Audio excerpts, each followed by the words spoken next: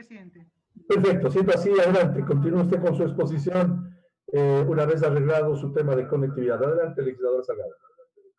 Solamente para rememorar un poco lo que había afirmado, la necesidad de que en esta reforma se incluya la presencia de la Defensoría del Pueblo y de organismos a nivel internacional para que en los procesos de formación y capacitación de los operadores de justicia prime también el conocimiento, las destrezas respecto de instrumentos internacionales de la Constitución, del enfoque de derechos humanos.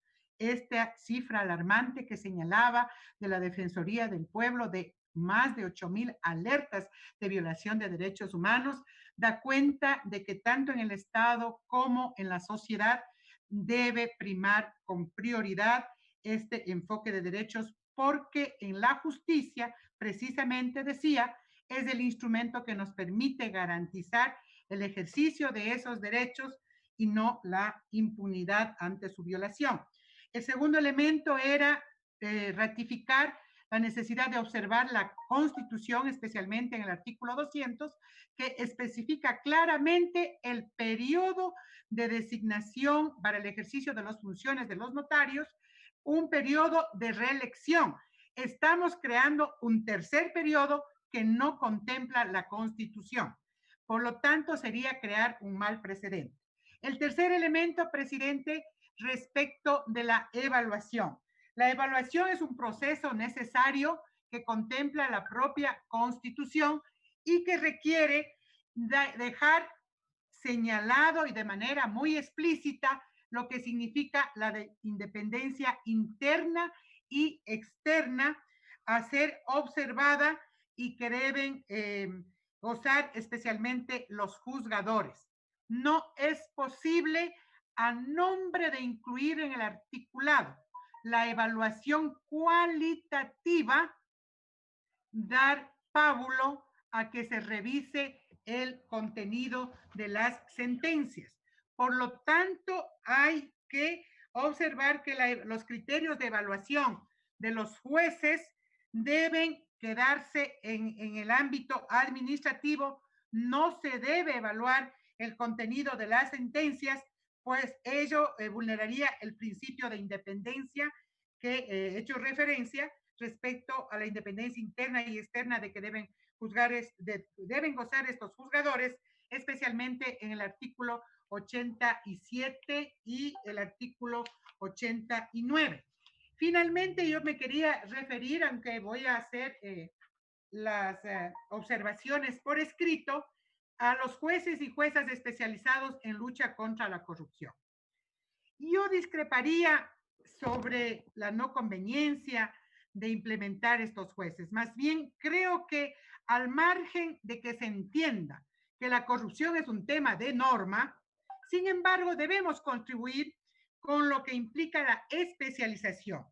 Hay momentos como estos, en donde las sociedades están alarmadas realmente porque la corrupción en el manejo de la cosa pública, el manejo de los recursos del Estado, afectan gravemente el convivir social, generan esta alarma social como la que estamos viviendo hoy y como la que hemos vivido en otras oportunidades, y no de ahora, sino de siempre, porque la corrupción no es un tema específico inherente a un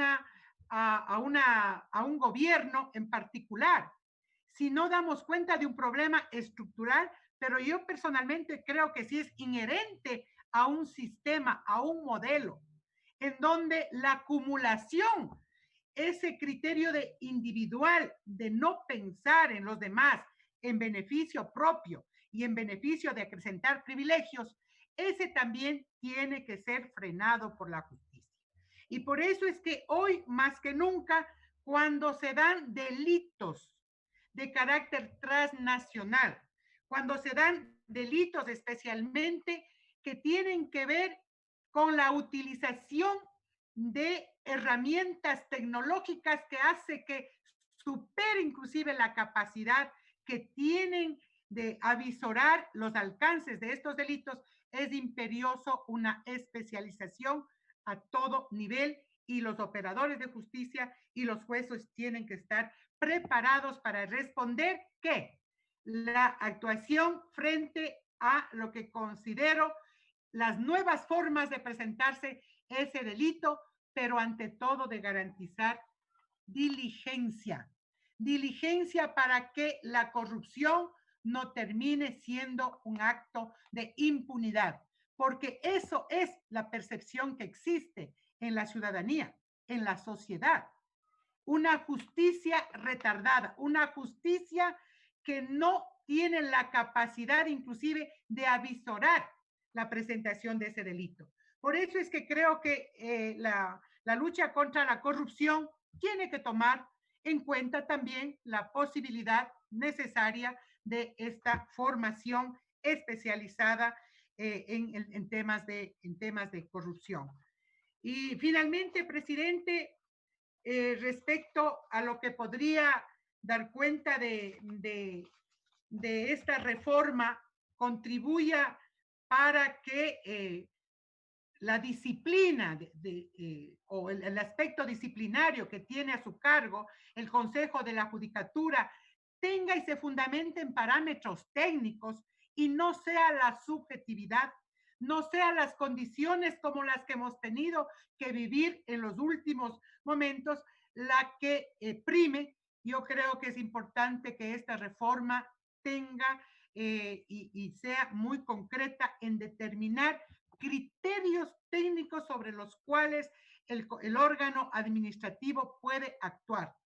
Y en ese sentido está, entiendo yo, complementado con el otro informe que está para segundo debate, aspectos fundamentales que nos permitirán tener una visión mucho más integral de lo que puede ser la contribución desde la legislatura, aunque nosotros estamos siendo inclusive foco, diría yo, de justificación de lo que no hace ni la justicia ni la decisión política de quienes nos gobiernan.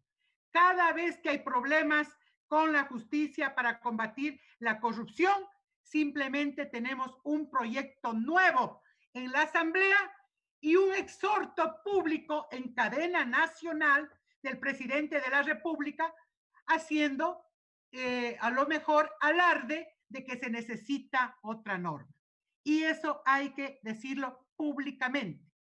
A la falta de decisión política para combatir todo tipo de corrupción, para que esta no sea selectiva en la justicia, no hace falta sino decisión, independencia de poderes y garantía de que los operadores de justicia tengan la diligencia con el debido proceso. Gracias, presidente. Mil disculpas. Está fuera de mi alcance todo lo que significa interrupción del Internet. Gracias, presidente.